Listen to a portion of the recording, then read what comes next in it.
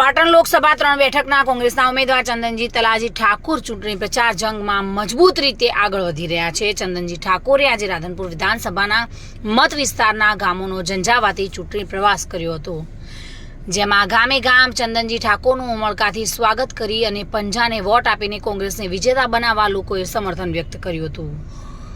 કોંગ્રેસના ઉમેદવાર ચંદનજી ઠાકોર, રાધનપુરના પૂર્વ ધારાસભ્ય રઘુભાઈ દેસાઈ, આમ આદમી પાર્ટીના પાટણ જિલ્લાના પ્રમુખ બાબુજી ઠાકોર, રાધનપુર પંથકના કોંગ્રેસના મહિલા અગ્રણી સવિતાબેન શ્રીમાળી અને જયાબેન સોની તથા જ્યોતિબેન જોશી અને ધીરાજી ઠાકોર તથા તાલુકા કોંગ્રેસ પ્રમુખ કરસનજી ઠાકોર અને જગદીશભાઈ રાઠોડ, જિલ્લા પંચાયત સદસ્ય અને અર્બુદા સેનાના પ્રમુખ રમેશભાઈ ચૌધરી, કરસનભાઈ ચૌધરી સહિત વિસ્તારના કોંગ્રેસના આગેવાનો આજે રાધનપુર પંથકના ગામોમાં ચૂંટણી પ્રચારમાં જોડાયા હતા અને વધુને વધુ મતદાન કરીને કોંગ્રેસના ઉમેદવારને વિજેતા બનાવવા માટે લોકોને અપીલ કરી હતી।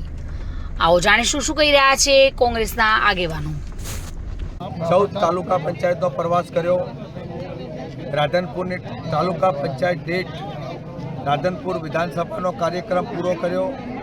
ખૂબ પ્રતિસાદ મળ્યો, ખૂબ લોકોનો પ્રેમ મળ્યો। કેટલાક ગામોમાં ઘોડે ચડાવીને પણ વરઘોડો સ્વાગત કર્યો। મારી દીકરીએ દીકરાએ મને કુમકુમ તિલકથી કર્યું, ઢોલ નગારા પીપુડા સાથે મારું સ્વાગત કર્યું। અનેક લોકોના પ્રશ્નો પણ કર્યા। ભાડિયા ગામમાં ગયો, પાણીનો ખૂબ વિકટ પ્રશ્નો છે।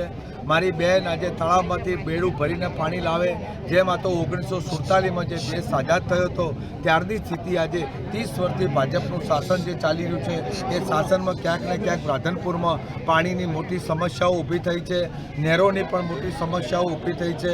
લોકો બિલકુલ નારાજગીના પંથે છે। ભારતીય જનતા પાર્ટીથી લોકો ત્રાસી પણ ગયા છે। હવે લોકોએ મન મનાવી લીધું છે।